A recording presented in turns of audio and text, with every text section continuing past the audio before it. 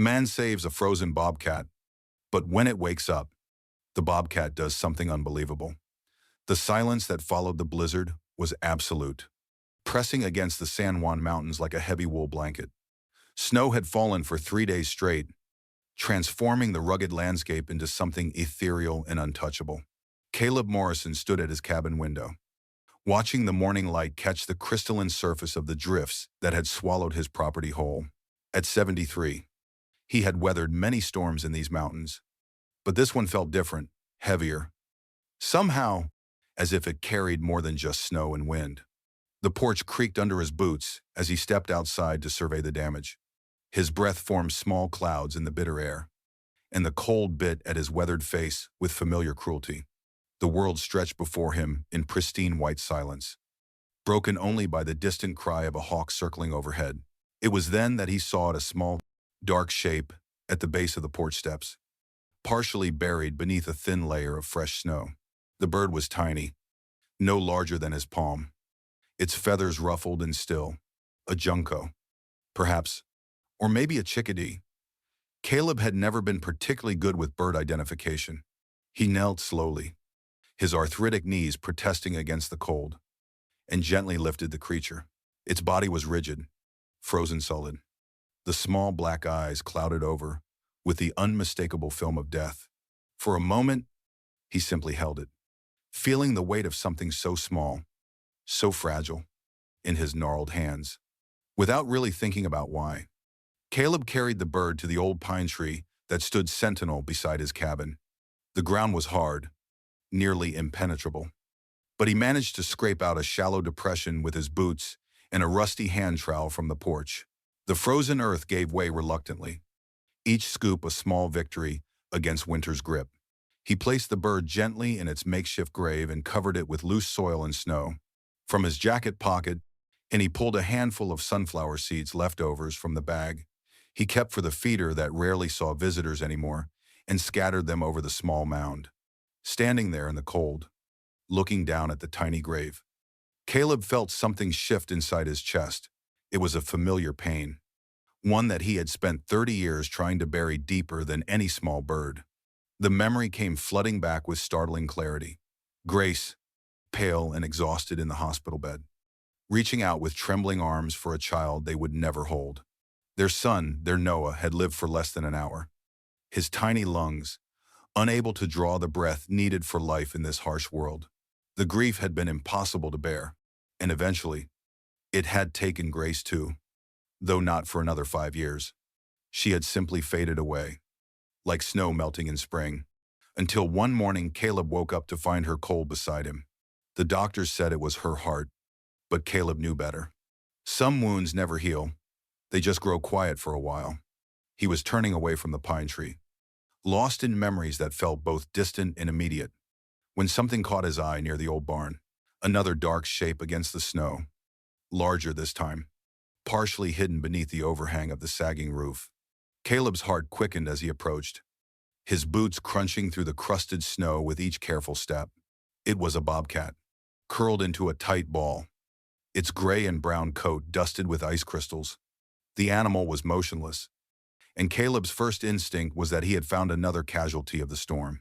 But as he knelt beside it, something made him pause. Maybe it was the way the cat was positioned, still protecting itself even in death. Or maybe it was just the stubborn hope of an old man who had buried too many small things. Whatever it was, it made him press his ear close to the animal's chest. They're so faint he might have imagined it was the whisper of a heartbeat. "Not again," Caleb murmured, the words crystallizing in the cold air. Not this time. He gathered the bobcat carefully in his arms, surprised by how light it felt despite its size. The animal was young, probably not much more than a year old, and its body felt like a bundle of sticks wrapped in fur. Caleb carried it to his workshop, a converted shed that adjoined the main cabin, where he kept his tools and, in winter, maintained a small wood stove for the projects that helped fill his solitary days. The workshop smelled of sawdust and machine oil, familiar scents that usually brought him comfort. Now, though, he was focused entirely on the unconscious animal in his arms. He laid the bobcat on an old wool blanket near the stove and quickly built up the fire. adding split oak until the flames danced high and the room began to warm. The bobcat showed no sign of consciousness, its breathing so shallow that Caleb had to watch carefully to see the slight rise and fall of its ribs. He had no experience treating wild animals, but 30 years of mountain living had taught him the basics of hypothermia: warmth, fluids, and time. Sometimes that was all you could offer. He filled a kettle with water and set it on the stove, then mixed a solution of sugar and salt in a small bowl. Using a medicine dropper he had found in an old first aid kit, he began the patient process of getting liquid into the animal, one drop at a time. The first night was the longest. Caleb dozed fitfully in his chair beside the bobcat, waking every hour to check for signs of improvement or decline. The animal remained motionless, though its breathing seemed to strengthen slightly as the hours passed. By the second day, the cat's body had lost the rigid coldness of near death, and Caleb thought he detected the faintest flicker of movement behind its closed eyelids. It was during the third night that everything changed. Caleb had fallen into a deeper sleep than usual. Exhausted by days of constant vigilance, he woke to find amber eyes watching him from the blanket, alert and wary, but unmistakably alive. The bobcat's head was raised, and it studied him with the careful attention of a wild creature assessing potential threat. "Easy now," Caleb said softly, not moving from his chair. "You're safe here." The bobcat's ears twitched at the sound of his voice, but it made no attempt to flee. Perhaps it was still too weak, or perhaps some deeper instinct told it that this old man posed no danger. They regarded each other across the small space of the workshop, two survivors taking each other's measure. Over the following days, the bobcat's strength returned gradually. At first, it would only move when Caleb left the workshop, and he would return to find it in a different corner. Always maintaining distance, but never trying to escape through the door, he deliberately left a jar. He began leaving small portions of food canned chicken from his pantry, strips of venison from his freezer, and was encouraged to find them gone each morning. By the end of the first week, the bobcat had grown bold enough to emerge from hiding while Caleb worked at his bench. It would sit in the far corner, watching him sand wood or repair tools, its expression unreadable but no longer fearful. Caleb found himself talking to it as he worked, a one-sided conversation that felt more natural than the silence he had grown accustomed to over the years. "You know, I've been thinking about what to call you," he said one afternoon, not looking directly at the cat. "Can't just keep saying, 'Hey, you,' forever." The bobcat's ears pricked forward at the sound of his voice. "I had a name picked out once, long time ago. Never got to use it." He paused in his work, feeling the familiar tightness in his chest. Noah. That was going to be his name. The bobcat tilted its head slightly, as if considering this information. From that moment on, Noah it was. The transformation happened so gradually that Caleb barely noticed it at first.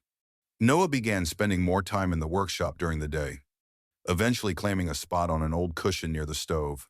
He developed a habit of investigating Caleb's lunch, successfully stealing bacon from his plate on more than one occasion. When Caleb spread out his maps to plan spring fence repairs, Noah would pad over and sprawl directly across them, as if declaring the papers his personal territory.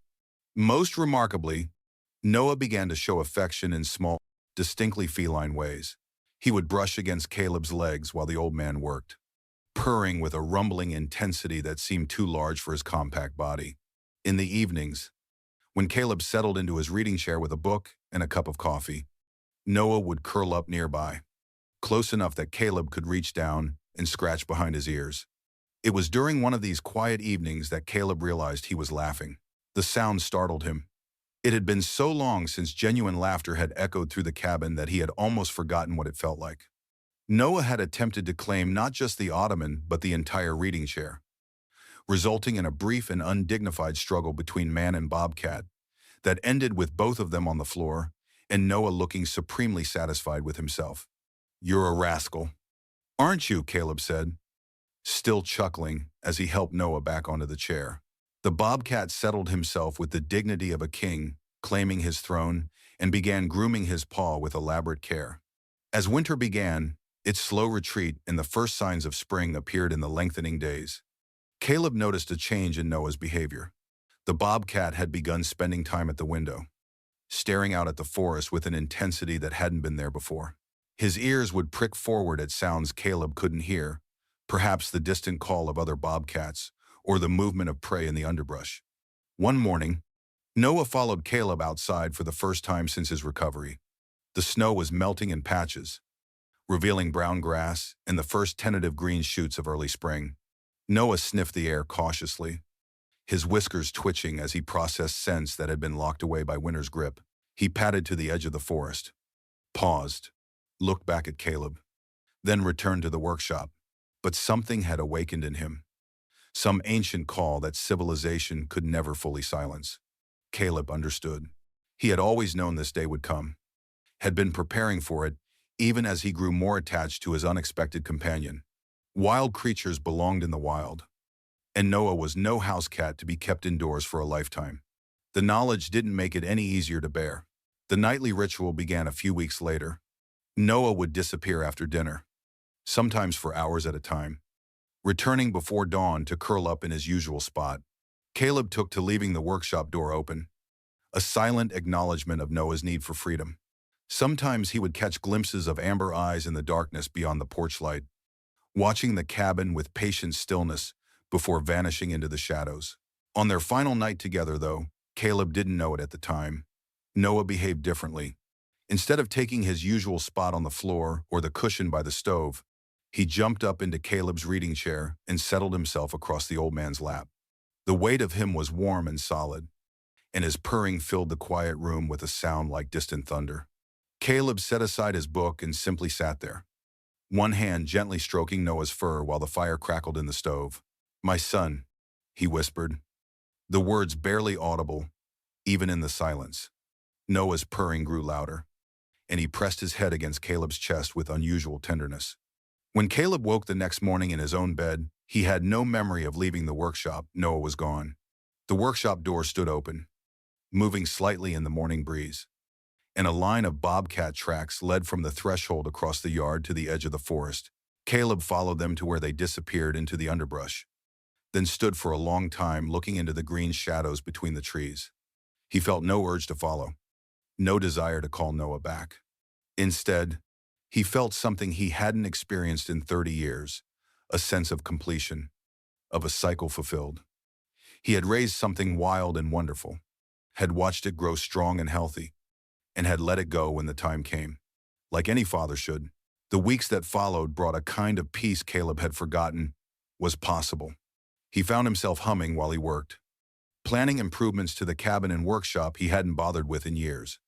The garden he had neglected since Grace's death received new attention, and he found himself looking forward to the growing season with an enthusiasm that surprised him. It was during the full moon in late spring that Caleb first saw the eyes.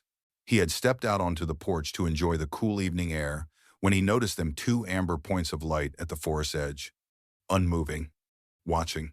His heart quickened with recognition, but he made no move to approach. This was Noah's way now, maintaining connection while respecting the distance that his wild nature required. The eyes watched for perhaps 10 minutes, then vanished without sound. The pattern continued through the summer, every few weeks, usually on clear nights. Caleb would catch sight of those familiar amber eyes watching from the forest. He began to notice other signs too, paw prints in the soft earth around the old barn, always at night, always careful to avoid the areas where Caleb spent his days. It was as if Noah was checking on him, ensuring his old guardian was safe and well. The encounter that changed everything happened on a crisp autumn morning while Caleb was repairing fence line in the valley below his cabin. The work was harder than it used to be, his 73-year-old body protesting against the physical demands of mountain living. But the task gave him satisfaction. He was focused on replacing a rotted post when the crows above him erupted into frantic cries. Caleb looked up to see the birds wheeling and diving at something in the nearby brush, their harsh calls filling the morning air with alarm. He had learned long ago to pay attention when crows got agitated. They were reliable sentries, quick to sound the alarm when predators were near. He straightened slowly, scanning the tree line for whatever had disturbed them. The mountain lion emerged from the underbrush with fluid grace, its tawny coat blending perfectly with the autumn colors of the forest. It was a mature male, large and powerful, with the confident bearing of an apex predator. Its pale eyes fixed on Caleb with calculating intelligence, and it dropped into the characteristic crouch that preceded an attack. Caleb's military training from decades past flooded back in an instant. He knew better than to run that would only trigger the cat's chase instinct.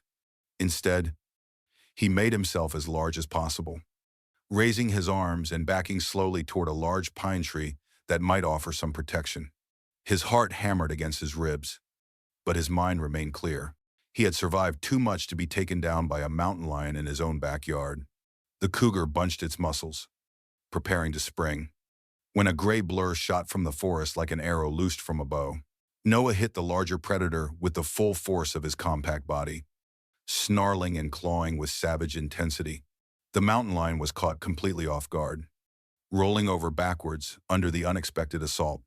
What followed was brief but ferocious. Noah was outweighed by at least 60 pounds, but he fought with the desperate courage of a creature defending something precious. He darted and slashed, using his smaller size and agility to avoid the cougar's powerful swipes while landing his own strikes on sensitive areas: nose, ears, eyes. The larger cat's surprised yowls echoed through the valley as it tried to shake off its determined attacker. The fight could have had only one outcome if it had continued. But Noah's surprise attack had rattled the mountain lion's confidence. When the bobcat was finally thrown aside by a powerful swipe of the cougar's paw, landing hard against a fallen log, the larger predator paused. It looked from Noah to Caleb, perhaps reassessing the threat, and then made the decision that wild animals often make. When faced with unexpected resistance, it chose retreat over continued conflict. With a final hiss of frustration, the mountain lion melted back into the forest as silently as it had appeared. Caleb rushed to Noah's side, his heart in his throat. The bobcat lay still for a moment, stunned by the impact, then slowly raised his head and shook it as if clearing away cobwebs. There was blood on his ear and a small cut above one eye, but he seemed otherwise unharmed. When he saw Caleb approaching, he struggled to his feet and stepped back, maintaining the careful distance he had observed since leaving the workshop. They looked at each other across the small space that separated them. Man and wildcat, guardian and protected. Caleb felt a warmth spread through his chest that had nothing to do with the morning sun and everything to do with the profound connection he shared with this remarkable creature. No call had summoned Noah from the forest. No command had sent him into battle against a larger animal, more dangerous predator. He had come simply because something he cared about was in danger. "You never really left, did you?" Caleb said softly, his voice thick with emotion. He didn't try to hide. Noah's ears twitched at the sound, and for just a moment, his expression seemed to soften. Then, with the dignity that was purely his own, he turned and disappeared into the forest, leaving only a few drops of blood on the autumn leaves to prove the encounter had been real. That winter brought the heaviest snows in a decade, and Caleb found himself looking forward to the first major storm with unusual anticipation. When the snow finally came, falling thick and steady for 2 days straight, he was ready. On the morning after the storm ended, and he found them fresh bobcat tracks crossing his porch and circling the workshop before disappearing into the forest. The message was clear. Noah had returned for his annual visit. This pattern continued year after year, as reliable as the changing seasons. Every winter, with the first significant snowfall, Noah would appear. Sometimes Caleb would catch a glimpse of him, a gray shadow moving through the white landscape, always maintaining distance, but clearly announcing his presence. Other times, only the tracks would mark his visit, but they were always there. And Caleb always had coffee brewing and the workshop door propped open, just in case. It was during Noah's 5th winter visit that everything changed again. Caleb had seen the familiar tracks on his porch that morning and was sitting in the workshop with his coffee when he heard a sound he hadn't heard in years: Noah's rumbling purr, just outside the open door. But there was something different about it this time, a softer note that made Caleb look up from his newspaper. Noah stood in the doorway, but he wasn't alone. Beside him, pressed close against his flank for warmth and reassurance, was a smaller bobcat. She was young, probably born the previous spring, with the delicate features and uncertain posture of adolescence. Her eyes were wide as she took in the strange environment of the workshop, clearly torn between curiosity and fear. Noah stepped forward slightly, his movements careful and deliberate. He approached Caleb slowly, allowing his companion to see that this particular human posed no threat. When he reached Caleb's chair, he did something he hadn't done since that final night in the workshop, years before he pressed his head against Caleb's leg, purring with deep contentment. The gesture lasted only a moment before Noah stepped back and returned to his companion. He touched his nose to hers in a gesture that was unmistakably reassuring, then turned back toward Caleb. The message was clear: he was introducing his family, sharing with his mate the story of the man who had saved his life and earned his trust. The young female approached cautiously, her steps hesitant but curious. She sniffed the air, taking in Caleb's scent and the familiar smells of the workshop that still carried traces of Noah's presence from years before. When she was close enough, she reached out with one paw and touched Caleb's boot, as if confirming that he was real and not dangerous. Caleb sat perfectly still, hardly daring to breathe. This was Noah's gift to him, the sharing of his new life, his new family, with the old man who had been his first family. It was a trust beyond anything Caleb had ever experienced, a connection that transcended the usual boundaries between human and wild animal. After a few minutes, Noah moved toward the door, calling to his mate with a soft chirping sound. She followed immediately, pausing only to look back at Caleb with what might have been gratitude or simply curiosity. Noah, however, turned back one final time. He approached Caleb's chair and, in a gesture that brought tears to the old man's eyes, lowered his head and gently bumped it against Caleb's boot. It was a goodbye, not the temporary farewell of their annual visits, but something deeper and more permanent. Noah was moving on to the next phase of his life, taking on the responsibilities of mate and provider that would require all his attention and energy. The chapter of his life that included regular visits to a lonely old man in a mountain cabin was coming to an end. But it was ending with love and gratitude rather than abandonment. Caleb watched them disappear into the forest, Noah's gray form moving protectively alongside his mate's smaller shape until they were swallowed by the shadows between the trees. He sat in the workshop for a long time after they were gone, feeling the weight of transition settling over him like a familiar blanket. This was how it was supposed to be: the old, making way for the young. Love, creating new love. Life continuing, its eternal cycle. Over the following weeks, Caleb found himself thinking about the future in ways he hadn't in years. The workshop felt empty now, not with the loneliness he had known before Noah's arrival, but with possibility. He began making phone calls, reaching out to wildlife rehabilitation centers and animal rescue organizations in the area. His conversation with Sarah Martinez at the Rocky Mountain Wildlife Conservation Center proved to be the catalyst for his next chapter. "We're always looking for experienced foster homes," Sarah had told him during their initial phone call, "especially for the difficult cases, animals that have been injured or orphaned and need individual attention before they can be released back into the wild. It's not easy work, and it requires a special kind of person, someone patient, someone who understands that the goal is always to let them go." Caleb smiled as he listened to her description. "I think I might be that kind of person," he said. The first animals arrived in early spring, a pair of orphaned raccoons whose mother had been killed by a car, and a red-tailed hawk with a wing injury that had healed improperly and required rehabilitation to regain full flight capability. Caleb threw himself into the work with an energy and purpose he hadn't felt in decades. Each animal presented unique challenges and rewards, teaching him new skills while reinforcing the lessons Noah had begun.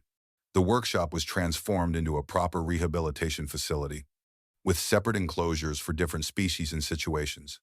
Caleb installed better heating, improved ventilation, and created secure outdoor runs that allowed the animals to maintain their wild instincts while recovering from injury or learning survival skills. But in one corner of the main room, he left things exactly as they had been during Noah's recovery. The old wool blanket spread on the floor near the stove, the water and food dishes, the reading chair positioned for optimal viewing of both patient and fire. Sarah noticed the special corner during one of her inspection visits. "What's this area for?" she asked. gesturing toward the carefully maintained space. "That's Noah's corner," Caleb explained, his voice carrying the warmth that always accompanied mention of his first rehabilitation success. "He doesn't visit much anymore. But when he does, that's his spot." Sarah raised an eyebrow. Caleb told her the story then. From the discovery of the frozen bobcat to the final goodbye. Sarah listened with the professional attention of someone accustomed to wildlife success stories. But Caleb could see the emotion in her eyes as he described Noah's rescue of him from the mountain lion. "That's remarkable," she said when he finished. "I mean, we see bonds form between rehabilitators and their animals all the time. But what you're describing, that's something special." Over the months and years that followed, dozens of animals passed through Caleb's workshop on their way back to the wild. Each one taught him something new about resilience, about the fierce will to survive that drives all living creatures, about the delicate balance between caring and letting go. He learned to hand-feed baby squirrels every 2 hours, to create physical therapy routines for injured deer, to build trust with traumatized animals that had every reason to fear human contact. The work was physically demanding and emotionally challenging, but it filled a void in Caleb's life that he hadn't realized was still empty. Each successful release brought a satisfaction deeper than anything he had experienced in his years of solitude. He was making a difference in the world, one animal at a time, and the knowledge sustained him through the difficult cases and heartbreaking losses that were inevitable in his line of work. 3 winters had passed since Noah's final visit, when Caleb woke one morning to find fresh bobcat tracks on his porch. His heart leaped with hope and expectation. But when he looked more closely, he realized these tracks were different, smaller, made by paws that were unfamiliar. He followed them to the edge of the forest, where they joined with larger tracks that might have been Noah's, though it was impossible to be certain. That evening, as he sat in the workshop tending to a great horned owl with a damaged wing, Caleb heard a sound that made him freeze with recognition. Noah's purr, deeper now and more resonant than he remembered, was coming from just outside the door. Caleb set down his medical supplies and moved slowly toward the entrance, not wanting to startle whatever was waiting for him. Noah stood in the doorway, older now, his muzzle showing traces of gray that hadn't been there during his last visit. Beside him sat a young bobcat, probably no more than 6 months old, with the wide eyes and oversized paws of adolescence. The kitten, for that's what it was, despite its size, looked exactly like Noah had during his recovery. All ears and attitude wrapped in dense gray fur. The message was unmistakable. Noah had brought his offspring to meet the man who had saved his life and shaped his understanding of trust between species. It was an honor beyond anything Caleb could have imagined, a gift that spoke to the depth of the bond they had formed during those crucial early months. The young bobcat was bolder than his mother had been, approaching Caleb's chair with curious confidence. He sniffed the old man's boots, batted playfully at his shoelaces, and showed particular interest in the rehabilitation equipment that filled the workshop. Noah watched this exploration with patient attention, ready to intervene if necessary, but clearly comfortable with his offspring's curiosity. When the kitten grew tired of investigation and settled down for a brief nap in Noah's old corner, claiming the wool blanket with the same unconscious entitlement his father had shown years before, Noah approached Caleb directly. He was no longer the young, uncertain animal who had once depended on human kindness for survival. This was a mature wild creature in the prime of his life, a successful predator and devoted father, choosing to share the most precious thing in his world with the man who had given him a second chance at life. The visit lasted only an hour, but it was enough. When Noah finally called to his offspring and prepared to leave, he paused at the threshold of the workshop and looked back at Caleb one final time. In that gaze, Caleb saw gratitude, respect, and a kind of love that transcended the boundaries between species. Then they were gone, melting into the forest with the silent grace that was their birthright. Caleb continued his rehabilitation work through the changing seasons, each animal bringing new challenges and rewards. The corner of the workshop remained Noah's domain, though other animals occasionally used the space during their recovery. Somehow, though, it never lost the sense of belonging to that first miraculous patient who had taught an old man how to love again. Years passed, marked by the rhythms of wildlife recovery and release. of seasons turning and animals returning to the wild. Caleb grew older but not less committed, his reputation in the wildlife community growing as word spread about his success rate and the special touch he seemed to have with difficult cases. Sarah Martinez became not just a professional colleague but a close friend, someone who understood the passion that drove him to continue this challenging work well into his 80s. On a snowy morning in late December, exactly 8 years after Noah's first visit, Caleb found the tracks again. This time, though, they were accompanied by something else, a small pile of pine cones, carefully arranged near the workshop door. It was the kind of offering a wild animal might make to mark territory or show respect, and Caleb recognized it immediately as Noah's signature. The coffee was already brewing when he heard the familiar purr outside the workshop. This time, Noah wasn't alone, but neither did he have his offspring with him. Instead, he was accompanied by what appeared to be his mate from that visit years before, now fully mature and sleek with health. Behind them, keeping to the shadows but clearly present, were the dim shapes of younger bobcats, their family, grown and thriving under Noah's guidance. It was a reunion and a farewell, a final gift from a wild creature to the man who had refused to let him die. Noah approached Caleb's chair slowly, showing none of the wariness that usually characterized his behavior in recent years. When he reached the old man's feet, he did something he hadn't done since his youth. He rubbed against Caleb's legs with deep, rumbling purrs that filled the workshop with sound. The gesture lasted only moments, but it conveyed a lifetime of gratitude and connection. Then Noah stepped back, called softly to his family, and led them into the forest for the last time. Caleb watched until even their shadows disappeared among the trees, knowing with absolute certainty that this had been their final goodbye. The old wool blanket still lay in its corner of the workshop, and it would remain there as long as Caleb drew breath. Other animals would use the space. Other success stories would unfold within these walls. But that corner would always belong to Noah, the frozen bobcat, who had awakened not just to life, but to a love that transcended the boundaries between wild and tame, between human and animal, between loss and redemption. In the years that followed, as Caleb continued his work with injured and orphaned wildlife, he would sometimes catch glimpses of bobcats in the forest surrounding his cabin. Whether they were Noah's descendants or simply other wild creatures drawn to the safety of his property, he could never be certain. But each sighting brought a smile to his weathered face and warmth to his aging heart, reminding him that some connections, once forged in love and trust, can never truly be broken. The story of Noah and Caleb became something of a legend in the wildlife rehabilitation community, passed down from one generation of caregivers to the next, as an example of the profound bonds that can form between humans and wild animals.